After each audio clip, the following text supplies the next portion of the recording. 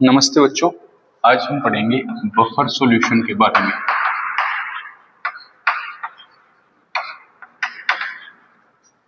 Buffer solution क्या होते हैं बच्चों? बफर सॉल्यूशन वो सॉल्यूशन होते हैं जिन सॉल्यूशंस में थोड़ा बहुत एसिड या थोड़ा बहुत बेस अगर हम ऐड कर देते हैं तो उन सॉल्यूशंस की पीएच वैल्यू चेंज ना हो, पीएच वैल्यू में उनकी में चेंज ना हो। थोड़ा बहुत एसिड या थोड़ा बहुत बेस अगर हम उसमें ऐड कर दें तो जिनकी पीएच वैल्यू में कोई चेंज ना हो उनको क्या कहते हैं? Buffer solution. बफर सॉल्यूशन में आगे शुरू करने से पहले मैं स्ट्रॉन्ग एंड वीक इलेक्ट्रोलाइट के बारे में बताऊंगा।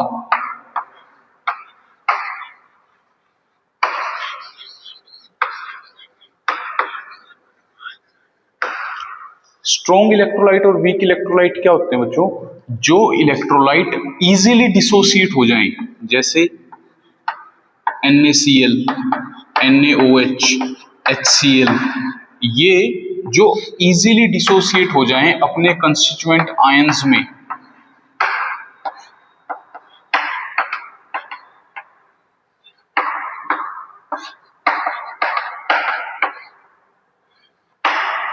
ये तो होते हैं स्ट्रॉन्ग इलेक्ट्रोलाइट जो कंप्लीटली डिसोसिएट हो जाते हैं। यानी कि मान लिया अगर हमने इनके 10 मॉलिक्यूल लिए NaCl के या NaOH के, तो ये कंप्लीट के कंप्लीट डिसोसिएट हो जाएंगे। स्टार्टिंग में हमने 10 लिए NaCl के मॉलिक्यूल, तो 10 के 10 डिसोसिएट होके 10 Na positive plus 10 Cl negative ions देंगे हमें, कंप्लीट डिसोसिएट होंगे। 10 लिए थे तो 10 के 10 डिसोसिएट हो जाएंगे। जबकि जो वीक इलेक्ट्रोलाइट होते हैं वो for example acetic acid CH3COOH,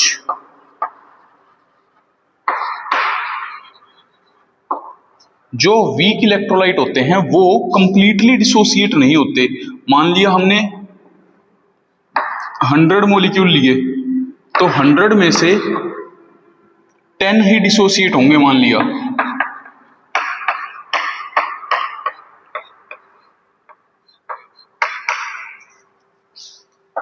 90 यहां बच गए इक्विलिब्रियम पे और 10 डिसोसिएटेड फॉर्म में हो गए। ये होते हैं वीक इलेक्ट्रोलाइट जो कंप्लीटली डिसोसिएट नहीं होते, और ये होते हैं स्ट्रॉन्ग इलेक्ट्रोलाइट जो कंप्लीटली डिसोसिएट हो जाते हैं। अगर 10 लिए हैं तो 10 के 10 डिसोसिएट हो गए। इसमें ये वाली एरो लगाते हैं, इसमें डबल हेडेड दोनों साइड की हाफ हाफ एरो लगाते हैं कि ये इक्विलिब्रियम में आ जाएगी स्टेट। अब ना ये इस तरफ जाएगा इक्विलिब्रियम, ना इस तरफ जाएगा।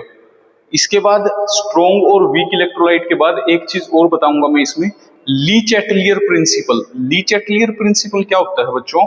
जब भी कोई इक्विलिब्रियम एस्टैब्लिश हो, यहां पर हम आयनिक इक्विलिब्रियम के बारे में बात कर रहे हैं, जबकि ली चैटलियर प्रिंसिपल सभी इक्विलिब्रियम्स पे लगता है। तो जब भी कोई इक्विलिब्रियम एस्टैब्लिश हो, उस केस में अगर हम इक्विलिब्रियम को डिस्टर्ब करते हैं तो इक्विलिब्रियम अपने आप को उस तरफ शिफ्ट करेगा जो हमने बाहर से उसको डिस्टर्ब किया था, उसका इफेक्ट खत्म होता हो, जिस तरफ उसका इफेक्ट अंडू होता हो। फॉर एग्जांपल इस इक्विलिब्रियम में इस तरफ CH3COOH acetic acid dissociated form में नहीं एग्जिस्ट कर रहा, एसोसिएटेड फॉर्म में एग्जिस्ट कर रहा है, और इस तरफ एसीटेट आयन और H+ आयन में डिसोसिएटेड फॉर्म में एग्जिस्ट कर रहा है। अगर मैं बाहर से इसमें फॉर एग्जांपल H+ ऐड कर दूं, H+ आयन अगर मैं बाहर से इस इक्विलिब्रियम में ऐड कर देता हूं, तो मैं क्या करने लग रहा हूं? एक्सटर्नल इफेक्ट से H+ आयन बढ़ाने लग रहा हूं इस इक्विलिब्रियम में। जब मैं बाहर से H+ आयन इंक्रीज करूंगा तो इक्विलिब्रियम अपने आप को उस तरफ शिफ्ट करेगा जिस तरफ H+ आयन डिक्रीज हो रहे हो। मैंने अगर बढ़ाए हैं H+ इसमें ऐड करके, तो इक्विलिब्रियम अपने आप को उस तरफ ले जाएगा जहां पर H+ आयन डिक्रीज हो रहे हो, घट रहे हो। तो H+ आयन किस तरफ घट रहे हैं इक्विलिब्रियम में? इस तरफ। तो इसका मतलब अगर मैं इसमें H+ आयन ऐड कर देता हूं तो ये इक्विलिब्रियम इस तरफ शिफ्ट हो जाएगा। जो 90 है ये मान लिया for example 95 molecule undissociated form में हो जाएंगे और सिर्फ 5 मॉलिक्यूल डिसोसिएटेड फॉर्म में बचेंगे। एग्जांपल के लिए बता रहा हूं। तो इस पर्टिकुलर एग्जांपल को, ली चैटलियर प्रिंसिपल का ये जो पर्टिकुलर एग्जांपल मैंने बताया है, इसको कॉमन आयन इफेक्ट भी बोलते हैं। क्योंकि मैंने क्या किया, इक्विलिब्रियम में कोई कॉमन आयन ऐड किया H+ आयन। H+ की बजाय अगर मैं एसीटेट आयन भी ऐड कर सकता था बाहर से, अगर मैं एसीटेट आयन भी ऐड करता तो भी ये इक्विलिब्रियम इस तरफ शिफ्ट होता, क्योंकि उस तरफ जाएगा इक्विलिब्रियम जहां पे हमने वो इफेक्ट किया है वो खत्म होता हो, चेंज अंडू होता हो। इसके अलावा अगर मैं यहां से H+ आयन रिमूव करने शुरू कर दूं किसी भी वे से, तो इक्विलिब्रियम उस तरफ शिफ्ट होएगा जिस तरफ H+ आयन बन रहे हो। H+ आयन किस तरफ बन रहे हैं, इस तरफ, तो फिर इक्विलिब्रियम इस तरफ शिफ्ट हो जाएगा अकॉर्डिंग टू ली-चैटलियर प्रिंसिपल। ये स्ट्रॉन्ग और वीक इलेक्ट्रोलाइट और ली-चैटलियर प्रिंसिपल या कॉमन आयन इफेक्ट अगर आपको समझ में आ गया तो फिर हम आगे पढ़ते हैं बफर सॉल्यूशन। बफर सॉल्यूशन जैसे मैंने बच्चों आप लोगों को बताया क्या होता है, जिसमें थोड़ा बहुत एसिड एंड थोड़ा बहुत बेस अगर हम ऐड करते हैं तो उन सॉल्यूशंस की पीएच पे कोई फर्क ना पड़ता हो। पीएच क्या होती है, पावर ऑफ हाइड्रोजन आयन, या फिर उसमें हाइड्रोजन आयन कितने हैं, एक तरीके से negative log of hydrogen ion होता है बफर सॉल्यूशन। बफर सॉल्यूशन की डेफिनेशन के बाद बफर एक्शन। बफर सॉल्यूशन तो वो सॉल्यूशन होते हैं जिनकी पीएच चेंज ना हो थोड़ा बहुत एसिड या थोड़ा बहुत बेस ऐड करने से, और बफर एक्शन बफर सॉल्यूशन की वो एबिलिटी, बफर सॉल्यूशन की वो एबिलिटी जिस एबिलिटी की वजह से वो अपनी पीएच में चेंज को रेजिस्ट करता है, यानी कि अपनी खुद की पीएच की चेंज नहीं होने देता जब हम उसमें थोड़ा बहुत एसिड या थोड़ा बहुत बेस मिलाते हैं। Buffer solution. और दूसरी डेफिनेशन क्या बताई, बफर एक्शन। बफर एक्शन क्या है, बफर सॉल्यूशन की वो एबिलिटी जिस वजह से वो रेजिस्ट करता है पीएच में चेंज को जब थोड़ा बहुत एसिड या थोड़ा बहुत बेस। इसमें थोड़ा शब्द मैं क्यों लगा रहा हूं, क्योंकि बहुत ज्यादा एसिड अगर हम किसी में मिला देंगे या बहुत ज्यादा बेस अगर हम किसी में मिला देंगे तो उसकी पीएच ऑब्वियसली चेंज होएगी ही होएगी, लेकिन थोड़ा बहुत एसिड या थोड़ा बहुत बेस मिलाने से पीएच चेंज नहीं होनी चाहिए, वो बफर सॉल्यूशन होता है। और बफर सॉल्यूशन की वो एबिलिटी जो पीएच के चेंज को रोकती है, रेजिस्ट करती है, वो बफर एक्शन होता है। इसके बाद है type of buffer.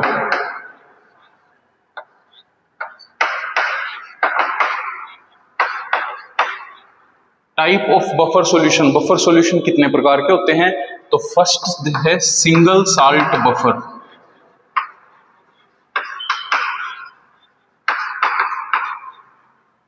Single salt buffer में एक ही साल्ट होता है, उसी का सॉल्यूशन बना लेते हैं और वो सॉल्यूशन हमारा बफर सॉल्यूशन बन जाता है।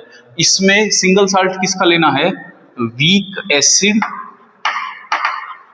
And weak base. Weak acid and weak base का साल्ट लेना है। फॉर एग्जांपल वीक एसिड मैंने ले लिया, मान लिया CH3COOH एसिटिक एसिड, और वीक बेस मैंने ले लिया for example NH4OH ammonium hydroxide base ले लिया, और एसिटिक एसिड ले लिया। इन दोनों को जब हम मिलाएंगे तो क्या बन जाएगा, CH3COO NH4 plus water, ammonium acetate बन गया हमारा साल्ट। तो ये जो अमोनियम एसीटेट है इसका सॉल्यूशन लेना है अब हमें। और ध्यान रखना ये भी वीक एसिड है, ये भी वीक बेस है, दोनों वीक इलेक्ट्रोलाइट लिए मैंने। वीक इलेक्ट्रोलाइट बताए थे जो कम डिसोसिएट होते हों, जितने मॉलिक्यूल लोगे सारे मॉलिक्यूल डिसोसिएट नहीं होंगे, इक्विलिब्रियम में आ जाएगा। और इसका सिंगल साल्ट क्या बन गया था हमारा, अमोनियम एसीटेट CH3COO NH4। इसका जब हम सॉल्यूशन लेंगे तो ये कैसे डिसोसिएट होएगा बच्चों, साल्ट है तो ये कंप्लीटली डिसोसिएट हो जाएगा, CH3COO negative plus NH4 positive. Acetate ion और अमोनियम आयन में साल्ट डिसोसिएट हो गया। अब मैं करके देखता हूं, जैसे इसमें थोड़ा सा अगर मैं इसमें एसिड ऐड करता हूं, अगर इस सॉल्यूशन में मैं थोड़ा सा एसिड ऐड करता हूं, H+ आयन ऐड करता हूं, तो H+ आयन क्या करेंगे, जाके एसीटेट आयन के साथ अटैच हो जाएंगे, और एसीटेट आयन से अटैच होके ये क्या बना लेंगे, CH3COOH एसिटिक एसिड। अब एसिटिक एसिड जो है वो वीक एसिड है, वीक एसिड है तो वो अनडिसोसिएटेड फॉर्म में रहना ज्यादा पसंद करेगा, डिसोसिएटेड फॉर्म में नहीं जाएगा। डिसोसिएटेड फॉर्म में नहीं जाएगा, अनडिसोसिएटेड फॉर्म में रहेगा। अनडिसोसिएटेड फॉर्म में रहेगा तो हमने जो बाहर से H प्लस आयन ऐड किए थे वो H प्लस आयन कंज्यूम हो गए, वो अब यहाँ पे है ही नहीं। यहाँ पे तो एसीटेट आयन से क्या बन गया, एसिटिक एसिड बन गया, और वो भी किस फॉर्म में एग्जिस्ट करेगा, अनडिसोसिएटेड फॉर्म में। तो हमने जो बाहर से H प्लस आयन ऐड किए थे वो H प्लस आयन तो अब खत्म हो गई, H प्लस आयन की तो कंसंट्रेशन रही नहीं। तो इस तरीके से जो हमने थोड़ा सा एसिड ऐड किया वो यहाँ कंपनसेट हो जाएगा। और सिमिलरली अगर हम थोड़ा सा बेस ऐड करते हैं, OH नेगेटिव आयन अगर हम इसमें थोड़े से ऐड करते हैं तो वो OH नेगेटिव अमोनियम के साथ अटैच हो जाएंगे और क्या बना लेंगे, NH4OH। अब NH4OH जो है वो खुद वीक बेस है, वीक बेस है तो वो अनडिसोसिएटेड फॉर्म में रहना ज्यादा पसंद करेगा as compare to dissociated form के। डिसोसिएटेड में वो जाएगा ही नहीं, NH4 पॉजिटिव और OH नेगेटिव।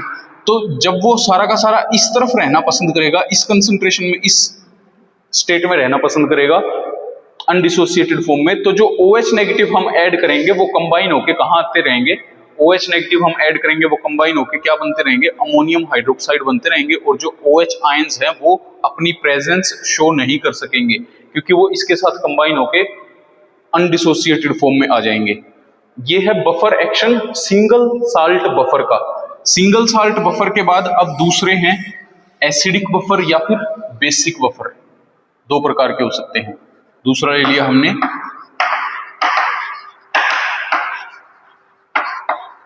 Acidic buffer.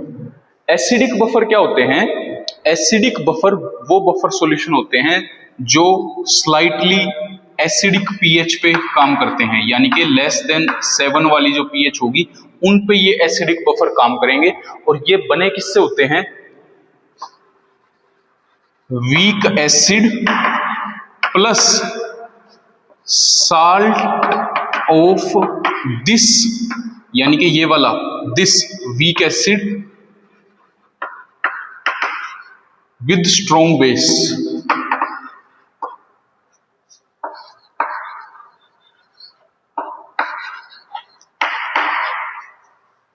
जो एसिडिक बफर हैं उनकी पीएच एसिडिक होती है, यानी कि लेस देन 7 वाले पीएच वाले जो बफर होंगे acidic buffer.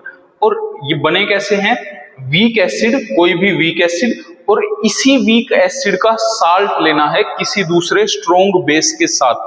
For example acetic acid CH3COOH weak acid, और इसी वीक एसिड का साल्ट लेंगे किसके साथ, स्ट्रॉन्ग बेस के साथ। फॉर एग्जांपल मान लिया NaOH के साथ अगर मैं इसका साल्ट लूंगा तो क्या बन जाएगा, सोडियम एसीटेट। तो CH3COO नेगेटिव Na पॉजिटिव। ये सोडियम एसीटेट कहां से आया, एसिटिक एसिड की NaOH स्ट्रॉन्ग बेस के साथ रिएक्शन कर दी तो क्या बन जाएगा, सोडियम एसीटेट बन जाएगा। इनका जो मिक्सचर होगा वो क्या होएगा आपका एसिडिक बफर, वो लेस देन 7 की पीएच पे काम करेगा। अब देखते हैं एसिडिक बफर का बफर एक्शन के ये कैसे पीएच में चेंज को रेजिस्ट करता है जब इसमें थोड़ा बहुत एसिड या थोड़ा बहुत बेस मिलाते हैं। तो एसिडिक बफर में क्या आया था बच्चों हमारे पास, CH3COOH वीक एसिड लेना है और वीक एसिड का साल्ट लेना है स्ट्रॉन्ग बेस के साथ, COO नेगेटिव Na पॉजिटिव और एसिटिक एसिड। अब एसिटिक एसिड जो है वो वीक इलेक्ट्रोलाइट है तो ये अनडिसोसिएटेड फॉर्म में रहना ज्यादा पसंद करेगा।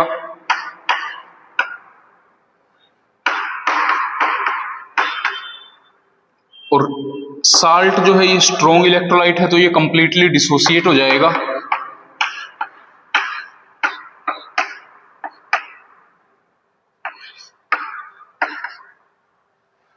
Na पॉजिटिव में। अब यानी कि जो हमारा एसिडिक बफर सॉल्यूशन होगा उसमें एक तो एसिटिक एसिड जो इस इक्विलिब्रियम में एग्जिस्ट कर रहा है, अनडिसोसिएटेड फॉर्म में रहना ज्यादा पसंद कर रहा है डिसोसिएटेड फॉर्म की बजाय, और दूसरा इसी एसिटिक एसिड का साल्ट है NaOH बेस के साथ, स्ट्रॉन्ग बेस के साथ, CH3COO negative Na positive sodium acetate. ये साल्ट है तो ये कंप्लीटली डिसोसिएट हो जाएगा, CH3COO negative plus Na positive देगा। अब मिक्सचर में हमारे पास ये चीज एग्जिस्ट करने लग रही है। इस में अगर हम थोड़ा सा एसिड ऐड करते हैं H प्लस आयन, पहले बच्चों ये चीज देखो, ये वीक इलेक्ट्रोलाइट था। वीक इलेक्ट्रोलाइट अपने आयंस में कम डिसोसिएट होना पसंद करता है, नहीं टूटना चाहता, वो ऐसे अनडिसोसिएटेड फॉर्म में रहना पसंद करता है। फिर भी चलो वो टूट गया क्योंकि इलेक्ट्रोलाइट है, वीक है तो थोड़ा कम टूट गया। इसमें जब हम कॉमन आयन ऐड कर देंगे, एसीटेट आयन, ये वाले एसीटेट आयन के कॉमन आयन जो हमने ऐड कर दिया, जो वीडियो के स्टार्टिंग में बताया था, एसीटेट आयन जब हम ऐड कर देंगे तो वो एसीटेट आयन क्या करेंगे, इसके डिसोसिएशन को और ज्यादा सुप्रेस कर देंगे, यानी कि इक्विलिब्रियम को इस तरफ ले आएंगे, इसको बिल्कुल भी डिसोसिएट नहीं होने देंगे, इसको इस फॉर्म में रखना पसंद करेंगे। समझ गए? तो जब हम इसमें थोड़ा बहुत एसिड ऐड करते हैं, जब हम इसमें थोड़ा बहुत एसिड ऐड करते हैं तो वो एसिड क्या करेगा, इस एक्सेस एसीटेट आयन के साथ कंबाइन हो जाएगा और कंबाइन होके इस अनडिसोसिएटेड स्टेट में आ जाएगा। H प्लस आयन डालेंगे, CH3COOH बन गया, CH3COH बन जाएगा, तो वो अनडिसोसिएटेड फॉर्म में रहना पसंद करेगा बिकॉज ऑफ ये वीक इलेक्ट्रोलाइट है। अगर हम H प्लस आयन डालते हैं तो जो एक्स्ट्रा H प्लस आयन हमने डाले उसका इफेक्ट खत्म हो गया, जो एसिड हमने उसको एसिडिक बनाना चाहा तो वो एसिडिक नहीं बना, अपनी सेम पहले वाली पीएच पे ही वो सस्टेन कर जाएगा, रह जाएगा। और इसके अलावा H प्लस के अलावा अगर हम थोड़ा सा बेस ऐड करते हैं इसमें, अगर इसमें थोड़ा सा बेस ऐड करते हैं, मान लिया OH नेगेटिव आयन ऐड कर दिए, तो OH नेगेटिव आयन जब हम इसमें ऐड करेंगे तो OH नेगेटिव आयन क्या करेगा, इस H प्लस के साथ कंबाइन हो जाएगा। OH नेगेटिव क्या करेगा, ये जो H प्लस आयन थे एसिड के, उस H प्लस आयन के साथ कंबाइन हो जाएगा और क्या बना लेगा, अनडिसोसिएटेड वाटर बना लेगा, H2O।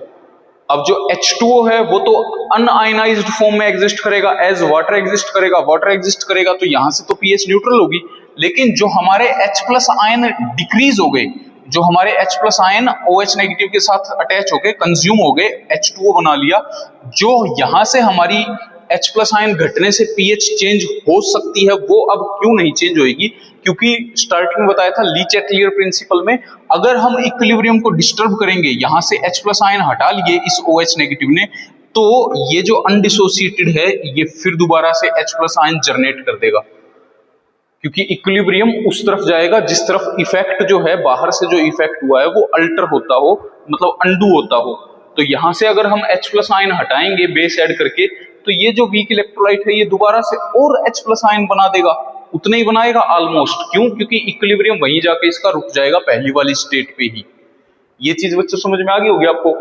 तो हमने सिंगल साल्ट बफर के बारे में पढ़ा और हमने एसिडिक बफर के बारे में पढ़ा।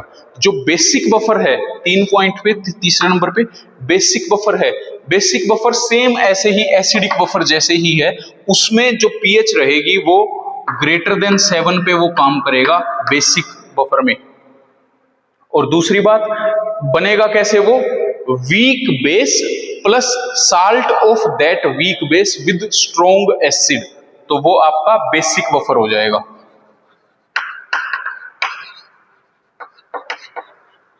बाकी उसका भी बफर मैकेनिज्म जो है, बफर एक्शन जो है वो सेम ऐसे ही है एसिड की तरह। सिर्फ आपको क्या कंसेप्ट ध्यान में रखना है, ये वाला कंसेप्ट ध्यान में रखना है, लीच-एटलियर प्रिंसिपल या कॉमन आयन इफेक्ट वाला, और वीक और स्ट्रॉन्ग इलेक्ट्रोलाइट क्या होते हैं।